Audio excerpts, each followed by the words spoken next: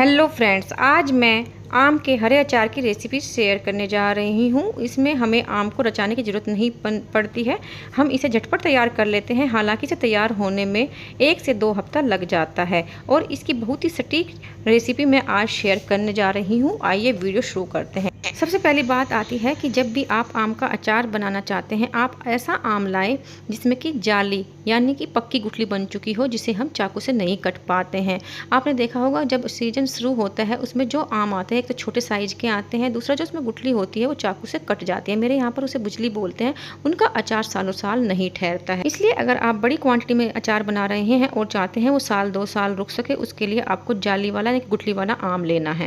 आम को सबसे पहले मार्केट से लाने के बाद अच्छे से पानी से वॉश कर लेना है, बल्कि उसे 1 से 2 घंटे डिप करके छोड़ देना है पानी में। उसके बाद उसे अच्छे से सुखा लें। अगर किसी आम पर मिट्टी के दाग है, कोशिश करें उन्हें अच्छे से वॉश करते हुए उस मिट्टी को दाग को निकाल दें। और अगर दल उतारते हुए भी, जो मैं अभी आपको वीडियो में दिखाया जा रहा है, ये मैं दल उतार रही हूँ। जो ग्रीन ग्रीन पार्ट होता है केवल हमें अचार बनाने के लिए वो ही लेना होता है। और मैं आज आपको 500 ग्राम अचार की रेसिपी शेयर करने जा रही हूँ।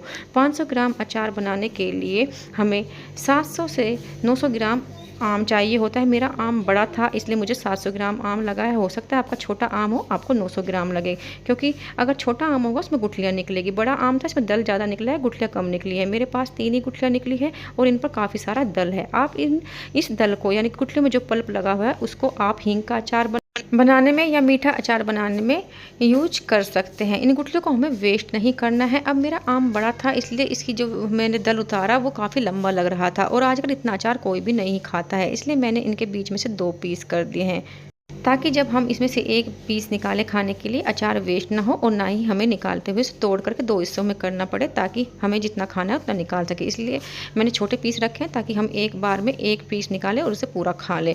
आप अपने हिसाब से छोटा या बड़ा साइज या कोई और साइज कट करना चाहते हैं उस हिसाब से आप कट कर सकते हैं। और जहाँ से हम आम खरीदते हैं वहाँ पर दल उतारने वाले भी होते हैं। अगर आप ज़्यादा क्वान्टिटी में ले रहे हैं और आप चाहते हैं कि दल उतारने का टाइम बच जाए, आप सब्जी वाले से कह करके वहीं पर भी दल उतरवा सकते हैं। ये देखिए मैंने यहाँ पर 500 ग्राम दल उतार लिया है। ध्यान रखिए जो भी आम के अचार की रेसिपी होती है वो आम के हिसाब से नहीं, बल्कि जो परात में हमने दल निकाला है इसके हिसाब से होती है।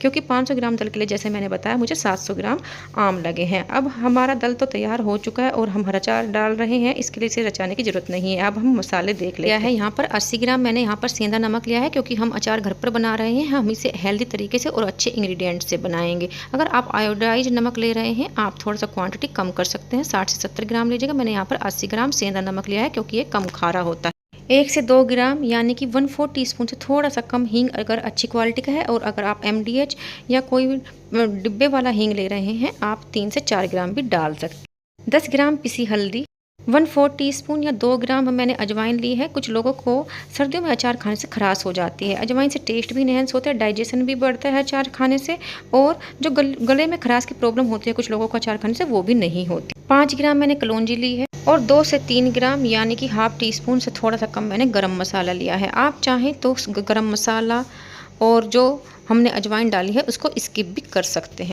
7 से 8 ग्राम हमें पिसी लाल मिर्च लेनी है। और जो ये पाउडर मसाले लिए हैं ये मेरे घर पर पीस करके तैयार किए हुए हैं। अगर आप मार्केट से अचार मसाला लाते हैं उससे टेस्ट भी अच्छा नहीं होता है और अचार खराब होने के चांस भी रहते हैं। इसलिए मसाले अच्छी क्वालिटी के लाएं और कोशिश कीजिए अचार बनाने के लिए आप मसाले पीस कर घर पर ही तैयार करें। अब दूसरी प्लेट में मैंने कुछ ऐसे मसाले लिए हैं जिन्हें हमें साबुत लेना है और इनको हमें पाउडर फॉर्म में नहीं लेना होता, बल्कि अचार के टेस्ट इनहेंस करने के लिए हमें दरदरा कूटना होता है। इसमें सबसे पहले आती है पीली सरसों।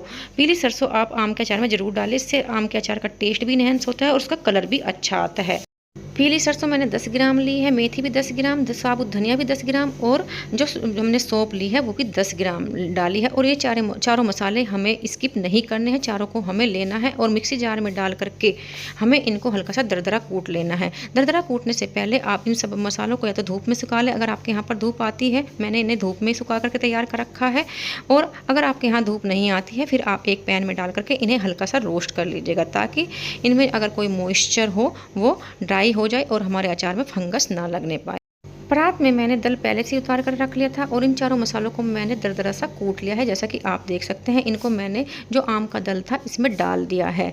अब जो हमने पाउडर मसाले लिए थे वो भी डाल देंगे और हमारा जो है आम का दल 500 ग्राम है। 500 ग्राम के हिसाब से इसमें 100 से 125 ग्राम तक हमें ऑयल डालना है। 100 ग्राम सफिशिएंट होता है, लेकिन अगर आप ज़्यादा ऑयली बनाना चाहते हैं आप 125 ग्राम तक डाल सकते हैं। मैंने इसमें 100 ग्राम ही ऑयल डाला है, जिसको मैंने कढ़ाई में तेज़ गर्म कर लिया है और इसको हम मसालों के ऊपर डाल देंगे। इससे क्या होगा कि हमने कच्चे आम को जो रचाया नहीं है, हमारा आम गला नहीं है, ऐसे कैसे हमने कच्चा लिया है, इसमें जो भी मॉइस्चर होगा उसमें जो अगर कोई कीटाणु होंगे वो भी ख़त्म हो जाएंगे और हमारा आम का अचार जल्दी से गलेगा और जो हमने मसाले डाले हैं वो भी इसमें अच्छे से भुन जाएंगे, पक जाएंगे। इसलिए मैंने इसमें खोलता हुआ तेल ऐसे का ऐसा मिक्स कर दिया है। अब हमें अचार को इसमें मसालों में अच्छे से मिक्स कर लेना है और ये प्रोसेस हमें डिब्बे में नहीं बल्कि चौड़े बर्तन में इसी तरह से करनी होती है, जैसा कि मैं दिखा रही हूँ।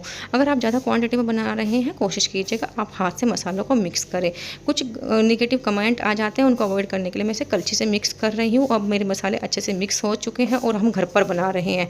मार्केट में जो हम अचार खाते हैं उसमें प्रिजर्वेटिव 211 के नाम से डला होता है। अब 211 होता है सोडियम बेंजोनेट का, वो सोडियम बेंजोनेट डालते हैं। सोडियम बेंजोनेट 1 किलो अचार में 1 ग्राम के लगभग जाता है, यानी कि आधा किलो अचार में वो आधा ग्राम 1 से 2 पिंच जाएगा। लेकिन हम घर पर इसे केमिकल फ्री बिल्कुल हेल्दी तरीके से बनाएंगे। इसके लिए सफ़ेद विनेगर जो हम चाउमीन बनाने के लिए यूज करते हैं, आप इसमें 5 से 10 ml विनेगर डाल दीजिएगा मसालों को अच्छे से मिक्स करने के बाद और उसे भी अच्छे से मिक्स कर दीजिएगा। अब हमने इस आम को रचाया नहीं है और ये अभी कच्चा है, खाने लायक नहीं है, इसलिए मैंने इसे कांच की बर्नी में भर दिया है। अब हमें क्या करना है, कांच की बर्नी को ढक्कन बंद करके रख देंगे और इसे जब धूप निकलेगी हमें 2 से 3 दिन इसे धूप में रख देंगे ताकि इसके गलने की प्रोसेस जल्दी हो सके और ये जल्दी खाने के लिए तैयार हो जाए। इस हरे अचार को तैयार होने में 1 हफ्ते से 2 हफ्ते लग जाते हैं और इस बीच में हमें जार में भरने के बाद आपको दिन में 1 बार कम से कम इस अचार को एक कलछी की हेल्प से या फिर ऐसे ही डिब्बे को ऊपर नीचे करके मिक्स करते रहना है, ताकि जो तेल है मसाले वो नीचे बैठ जाते हैं वो ऊपर आ सकें और जो अचार है नीचे का ऊपर, ऊपर का नीचे होते रहे। इसलिए आपको इस तरह से इसको ज़रूर हिलाना है दिन में 1 बार और 1 से 2 हफ्ते में अचार आपका खाने के लिए तैयार हो जाएगा। मेरे यहाँ पर ये अचार आजकल बहुत ज़्यादा पॉपुलर है, इसलिए मैंने आपको इस हरे अचार की रेसिपी शेयर करके दिखाई है। अब मैं इसका लिड लगा दूँगी और 2-3 दिन मैं इसे धूप में रखूँगी। जब धूप निकलेगी और जैसे ही ये अचार तैयार हो जाएगा मैं इसकी वीडियो आपके साथ ज़रूर शेयर करूंगी। आप चैनल से कनेक्ट रहिए। अब लास्ट में एक इम्पोर्टेंट टिप, आपके मसाले कितने भी ड्राई हो, कितने भी अच्छे हो, आप एक बार ज़रूर धूप लगाइएगा, चाहे वो पाउडर मसाले हो चाहे साबुत मसाले, ताकि उनमें अगर कोई मॉइस्चर है वो ख़त्म हो। दूसरी चीज़, जब अचार बना रहे हैं आपके हाथ गीले नहीं होने चाहिए। जो भी बर्तन या डिब्बे आप यूज कर रहे हैं वो सूखे होने चाहिए और जब अचार तैयार हो जाए आप इसे छोटे कंटेनर में जितना यूज के लिए चाहिए उतना निकालिए और बड़े कंटेनर में स्टोरेज के लिए रखिए। और कभी भी गीले हाथ या झूठी चम्मच अचार में ना दे, ताकि अचार खराब ना होने पाए। जिस डिब्बे या बर्नी में आप अचार रखने वाले हैं उसे अच्छे से क्लीन करके एक बार धूप दिखा लें 6 से 7 घंटे की, उसके बाद ही अचार स्टोर। अगर आपके यहाँ धूप नहीं आती है फिर आप एक कोयला जलाकर उस पर थोड़ा सा हींग डाल करके, हींग के धुएं से या फिर दालचीनी का टुकड़ा जला करके उससे भी अपनी बर्नी को स्टरलाइज कर सकते हैं। बर्नी को डिब्बे को अच्छे से स्टरलाइज अच्छे से क्लीन करने के बाद ही आपको उसे अचार स्टोर करने के लिए यूज करना। अगर आपको मेरे टिप्स एंड ट्रिक्स पसंद आए मुझे कमेंट बॉक्स में लिखकर जरूर बताइएगा। Thanks for watching, bye.